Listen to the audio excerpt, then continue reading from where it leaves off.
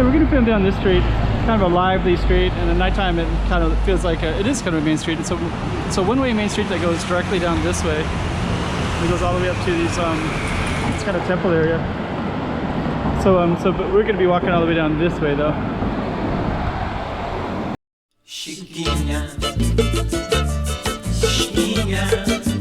Go check out the road. Okay, I'm the content creator for this channel. If you like what I'm doing, just subscribe and hit the like button. Okay, let's go check it out.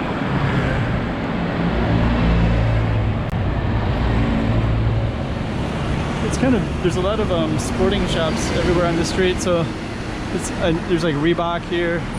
You got Reebok, you got New Balance. So it's basically kind of marked by like sporting goods shops in particular. We also got some kind of cool little plazas like that.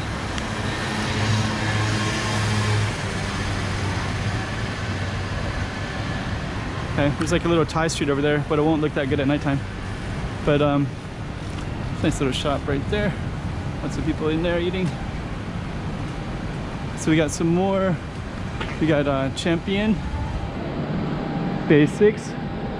So yeah, for some reason all the sporting goods stores kind of accumulate in this area. This one is good stock, so this one basically has a lot of cheap stuff. So you can buy these clothings for 4 pieces for 55 or 1 for 19. There's some prices, 20. It's a nice vest right there. So I won't be able to film too much in there, but you can see the prices are 19 is about $2 American. That's so some of it is $2 American or $4 American. So here's another one in Cotai.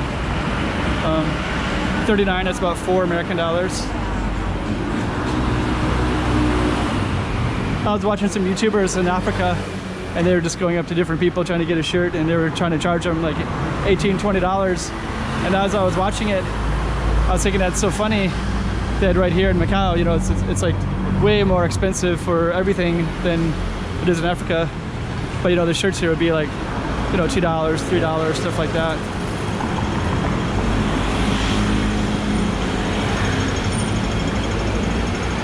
Of course you can pay higher as well, but in general you can find some really low priced more sporting goods stores, Adidas. So a lot of sporting goods stores. Here's like a little snooker place. So Supreme Snooker and Pool Center 24 hours. Okay. So I haven't been in there, but I know that some people go in there. It's right out on our street right there. It's kind of a good image right there, right? Or is it better when I can catch the snooker sign? But we need more people coming in to make that a really good image though. Doesn't quite make it when there's nobody right there.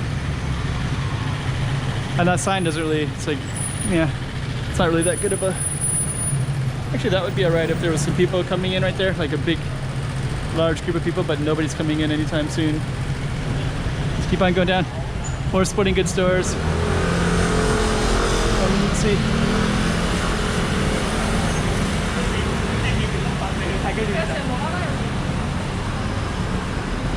Let's see, this was Adidas. Let's see. Back in the faux. So they're doing like a little bit of a photo shoot or something in there. Okay, and we got another plaza. It's one of the things I like about Macau is you got all these little plazas.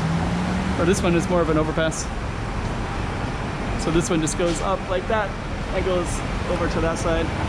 It's a way to cross this busy street because you can see that there's 2 rails right there. So there's no way to get into that overpass or to get across that street. Got some mainland tourists. It's the COVID era, so you don't see, and no foreigners are allowed to come into Macau, but got about 20,000 mainland Chinese tourists coming in every day.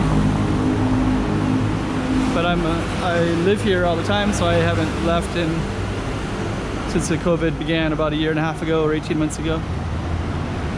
Adidas. And if you're new to the channel, I basically feel like I'm just a guy documenting and recording exactly what Macau is like at this date and time, and I put the date down below as well.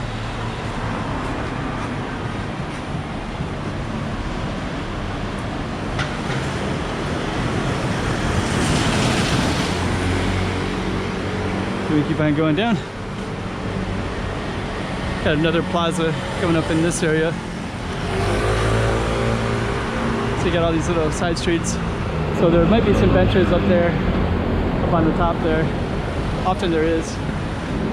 It's one thing that's nice about Macau is the Portuguese legacy leaves behind a lot of plazas and kind of places to get a little sanctuary in this otherwise busy, dense city. It offers a lot of little plazas and benches and places to sit, which is one of the things I hear.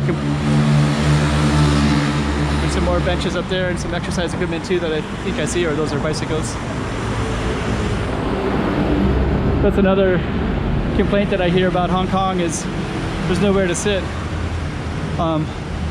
There's not much public spaces, but in Macau there's a lot of public spaces, so it's not really an issue here. And I think it'll stay that way too. It's kind of built, it's built in a nice way, basically. So okay, we're gonna come out to the end of this in a second. Kind of a dark alley. You can see some steps that go up, and then this is another one of those overpasses because this street, really one way to get around it is to go up and around it.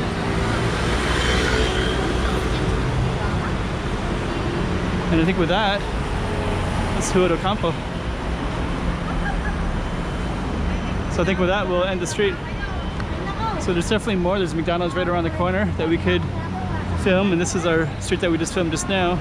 So there's two overpasses to get over this this road that you cannot get, that you can't walk across at all. And I think what we'll do, we'll just walk across this a little bit, and then we'll try to capture what we can down there. So there we go. So that's Rua do Campo. There's definitely more. I've definitely filmed other parts of it as well, but that's all I'm going to film today for this street. And that's the one that we just walked down.